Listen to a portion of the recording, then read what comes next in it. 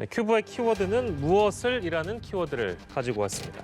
코로나19 장기화로 인한 생활고와 경영난으로 자영업자들의 극단적 선택으로 이어지는 안타까운 일들이 벌어지고 있습니다. 소상공인, 자영업자 단체들은 정부의 방역 정책 전환을 촉구하기도 했는데요. 손정혜 변호사 그리고 최진봉 교수와 함께 더 이어서 짚어보도록 하겠습니다. 자, 참 안타까운 상황들이 이어지고 있는데요.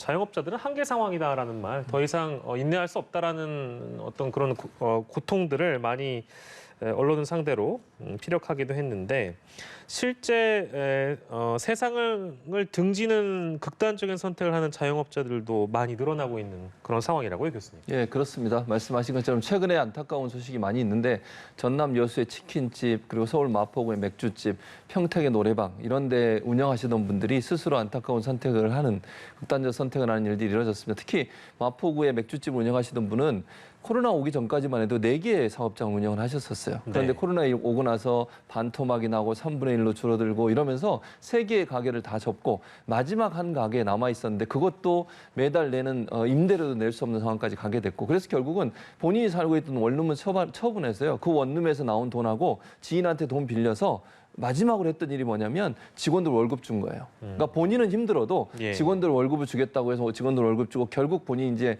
마지막 극단적 선택을 한 건데, 그만큼 이제 그 벼랑 끝에 몰려 있다 이렇게 말씀드리는 게 맞을 것 같아요. 자영업자들, 소상공인들. 그래서 더 이상 버틸 수 없는 상황이 됐고, 지금 코로나 장기화로 인해서 경영난, 생활고와 이중고가 계속되다 보니까 버틸 수 없는 상황까지 와 있다. 재난지원금도 사실 한 번 받아서 그걸로 해결될 수 있는 문제가 아니거든요. 그래서 그 부분을 어떻게 해결할 거냐 하는 문제는 좀 깊이 고민을 해야 된다. 지금 상황에서는 이게 코로나가 단순히 금방 없어질 수 있는 상황이 아니기 때문에 어떤 방식으로 그러면 방역과 경제를 함께 잘 상생할 수 있도록 만들 수 있을 거냐 하는 부분에서 고민이 깊이 들어가야 되는 상황이다. 이렇게 보여집니다. 네, 시간적인 순으로 보면 자영업자분들도 이 코로나 방역에 동참하지 않으신 게 아닙니다.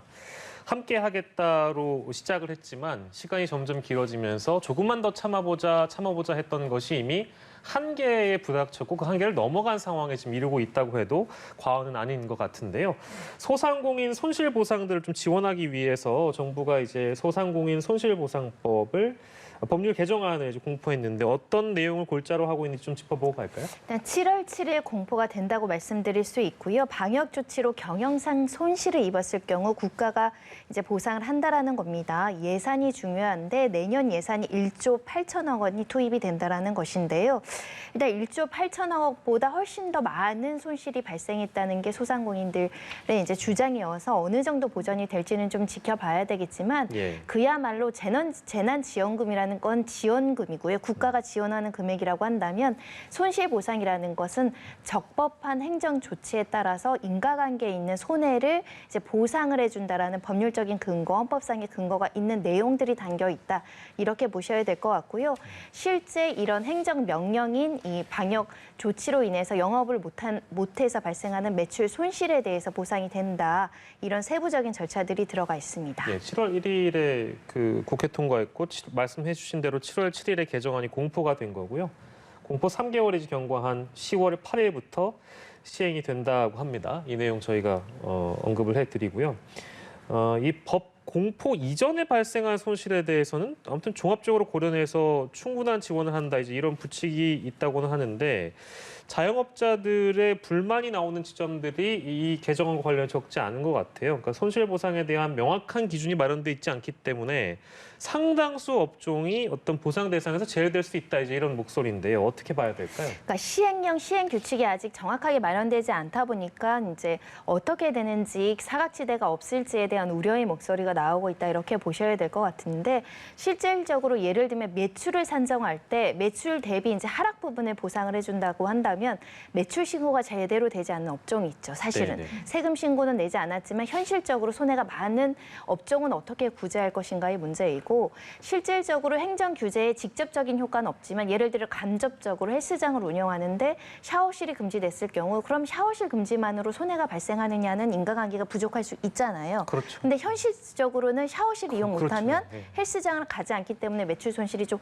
급격히 떨어지는데 예. 이런 세부적인 어떤 매출 손실에 대한 기준이라든가 보상의 어떤 범위가 명확하지 않다 보니까 혹여라도 배제되거나 실제 더 필요한, 그러니까 영세 자영업자분들은 세금이나 이런 것들도 제대로 신고되지 않고 예. 매출 파악도 제대로 안 되고 심지어는 사업자 등록 없이 운영하시는 분들도 있거든요. 네네네. 이런 우려의 목소리가 나오고 있는 상황입니다. 예, 좀 넓게 이제 해석이 돼야 된다는 지적도 함께 뒤따르고 있고요. 중소기업 중앙회가 소상공인 500여 명을 대상으로 여론조사를 해봤습니다. 소상공인 10명 중에 6명 이상, 그러니까 63%가 휴업 내지는 폐업을 고민하고 있다는 조사 결과가 나왔고요. 뭐 전혀 고려하지 않고 있다, 뭐 큰 영향이 없음이라는 답변도 있었습니다만 전체 이제 그 분포로 본다면 절반 이상이 이제 그만두려고 한다, 문을 닫으려고 한다라고 보면 되겠습니다. 그만큼 뭐 자영업자들이 이 코로나 상황이 길어지기 때문에 그야말로 직격탄을 맞았다고 봐도 무방한 그런 결과라고 보여지네요. 그렇죠. 이게 지금 휴폐업을 고민하고 있는 63%라고 하면 10명 중 6명 최소 이런 분들은 곧 문을 닫아야 되는 게 아니냐. 겨우겨우 버티고 있다 이렇게 볼 수 있겠죠. 예. 그렇다고 하면 자영업자들이 지금 현재만 보면요. 빚이 66조예요. 자영업자들이 갖고 있는 빚만. 거기에다가 45만여 개의 매장이 코로나 이후에 폐업을 했습니다. 앞으로 또 얼마나 많은 업종들이 폐업을 할지 몰라요. 이런 상황이기 때문에 이게 그냥 단순히 우리가 숫자로만 보니까 이게 심각성을 좀 잘 못 느낄 수 있는데요. 실제 네. 현장에 가보면 엄청나게 고통을 받고 계시더라고요. 그러니까 저도 뭐 식당에 가 식사하고 이럴 때마다 주인분들이 그런 호소를 하시는 걸 들었는데 이 정도 문제라고 하면 사실 소상공인들, 자영업자들 같은 경우 생계에 큰 위협과 타격을 받고 있다고 볼 수 있고 문제는요. 이런 소상공인들의 어려움이 그냥 끝나는 게 아니에요. 이게 국가 전체 경제에도 영향을 미칠 수 있거든요. 만약에 가계부채가 늘어나고 빚이 늘어나가지고요. 경제에 부담이 되면 금융권이 타격을 받게 되고 그것이 결국 국가 경제에도 영향을 미치는 거 아니겠습니까? 그런 차원에서 본다고 하면 소상공인 자영업자들을 살려내기 위한 방안들을 빨리 마련하지 않으면 근간이 흔들릴 수 있다. 지금 수출은 상당히 호조를 누리고 있습니다. 내수가 문제예요. 이 내수를 활성화시킬 수 있는 방안들을 빠른 시간 안에 방역과 함께 할 수 있는 방안들을 고민해내야만 자영업자도 살리고 우리 경제의 어떤 그 기반을 좀 튼튼하게 세울 수 있는 기회가 될 거라고 봅니다. 예, 뭐 뉴스에 나온다고 해서 이게 남 얘기가 되는 것이 아니라 주변에 아마 가까운 지인들 중에 어떤 소상공인들 중에 한두 분쯤은 이 코로나 시국에 들어와서 실제 휴업을 하시거나 폐업을 하신 분들이 아마 적지 않을 거란 그런 생각이 듭니다.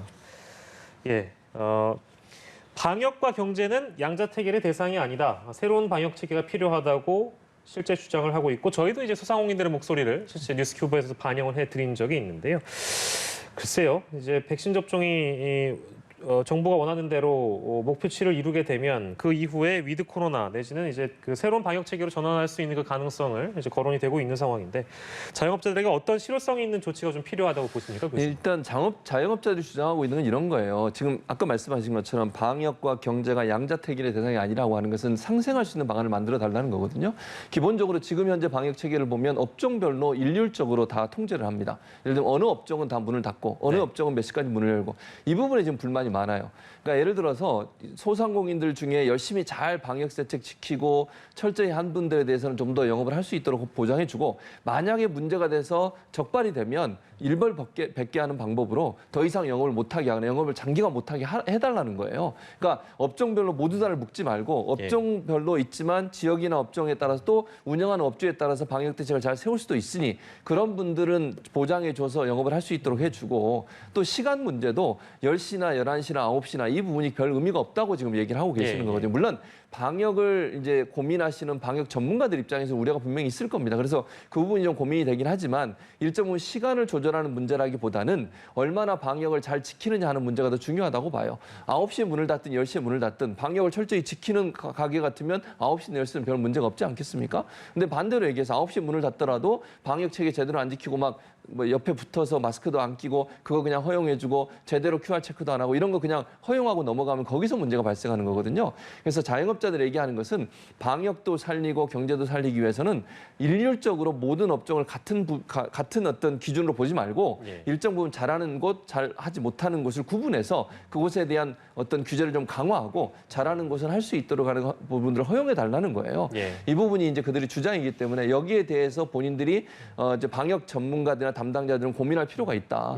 그래서 이런 부분들이 좀 체계화되면 그리고 이제 70% 이상이 1차가 추석 전에 아마 예방접종을 하게 될 것 같고요. 네. 2차 접종까지 11월 되면 70% 이상 하게 되면 아마도 방역 당국도 정부도 일정 부분 사회적 거리두기를 완화할 가능성이 있습니다. 예. 그때를 좀 기대하면서 어떤 방식으로 하는 게 좋을지를 고민해 봐야 되는 것 같습니다. 예, 참 어떤 위로의 말씀을 드려야 할지 참 민망할 때가 많이 있는 것 같습니다. 방송을 진행하다 보면 저희도 지난 1년이 넘는 시간 동안 뉴스큐브에서도 많은 자영업자들 인터뷰를 해봤습니다만 그럴 때마다 참 위로의 말씀 드리기가 이제 어려운 상황이 된 것 같고요. 이제 뭐 많이 보도가 되고 있습니다만 꼼수 영업을 하거나, 그러니까 방역 지침을 피해서 꼼수 영업을 하거나 불법 영업을 하시는 분들은 극히 일부분인데 그분들 제외한 절대 다수의 분들이 오죽하면 정부를 향해 살려달라는 목소리를 내겠는가 그런 생각이 좀 듭니다.